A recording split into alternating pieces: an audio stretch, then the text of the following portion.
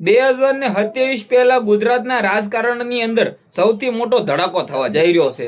જ્યાં મિત્રો વાત કીધો તમે બધા લોકો જાણતા હશો કે ગણતરીના દિવસોની અંદર ચૂંટણી છે.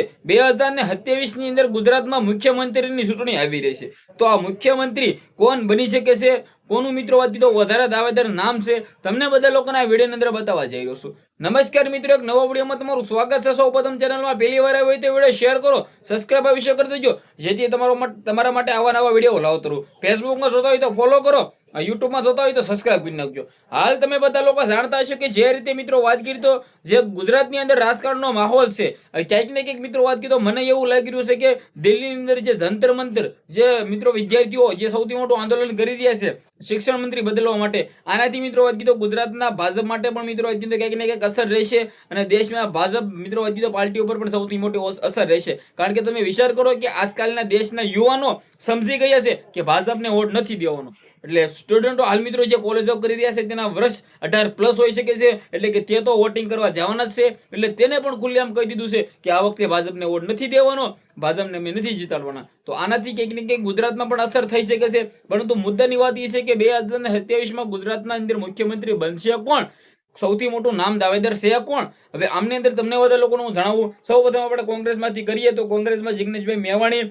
જો કોંગ્રેસની પાર્ટી આવે, કોંગ્રેસની મિત્રો વાત કીધો સીટ આવે વધારે તો કોંગ્રેસ જીતે, તો કંઈક ને કંઈક કોંગ્રેસમાંથી જિગ્નેશ મેવાણી, જ્ઞાનીબેન ઠાકોર આવા ચર્ચિત ચહેરાઓ છે કે જેમાંથી કોઈ પણ એક ગુજરાતના મુખ્યમંત્રી બની શકે છે. પરંતુ મને નથી લાગતું વધારે ચાન્સ કે ગુજરાતમાં આ મુખ્યમંત્રી બનવા માટે મિત્રો વાત કીધો આટલી બધી સીટો કોંગ્રેસ લાવી શકે.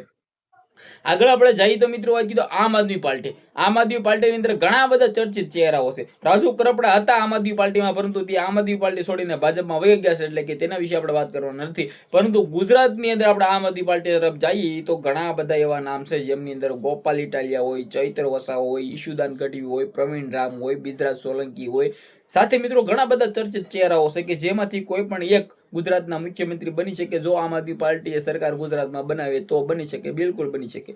આગળ આપણે જઈએ તો મિત્રો ભાજપ તરફ. ભાજપમાં પણ ઘણા બધા ચર્ચિત ચહેરાઓ નામ છે જેમની અંદર આપણે વાત કરીએ તો સૌ પ્રથમ તો ભૂપેન્દ્ર પટેલ. જો ભાજપ સરકાર બનાવી શકે તો ભૂપેન્દ્ર પટેલ પણ ગુજરાતના મુખ્યમંત્રી રહી શકે, ફરી વખત રિપીટ કરી શકે. પરંતુ મને નથી લાગતું કે તે ભાઈ રહે.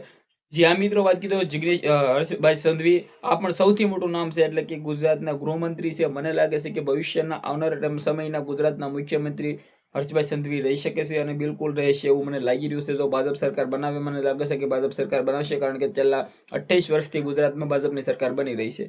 રાજુભાઈ કરપડા પણ હજી નાનું નામ છે, પરંતુ આવનારા ટાઈમની અંદર ભાજપમાંથી વધારે લોકચાહના બને અને મને લાગે છે કે ભવિષ્યમાં ઘણા ટાઈમ પછી મિત્રો વાત કીધો ગુજરાતના મુખ્યમંત્રી દાવેદાર તરીકે નામ પણ તેમનું પણ આવી શકે છે. બાકી તમને શું લાગે છે કે કોણ બનવું જોઈએ ગુજરાતના મુખ્યમંત્રી? ગોપાલ ઇટાલિયા, હર્ષભાઈ સંઘવી, ચૈત્ર વસાવા કે જિગ્નેશ મેવાણી? કમેન્ટ કરો, શેર કરો, ફોલો કરો, સબસ્ક્રાઇબ કરો. ધન્યવાદ.